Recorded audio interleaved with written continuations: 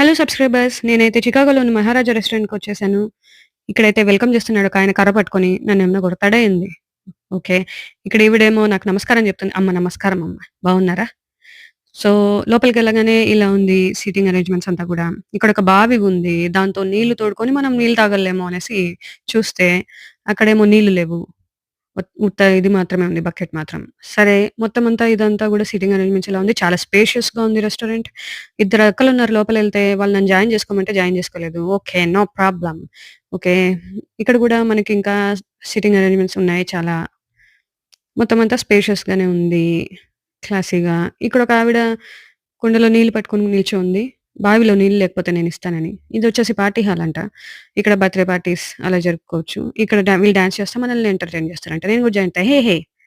So, ఇక్కడ ముంత masala order ఇచ్చుకున్నాం. చాలా బావుంది taste. Please do like, share and subscribe my channel అండి. Thank you.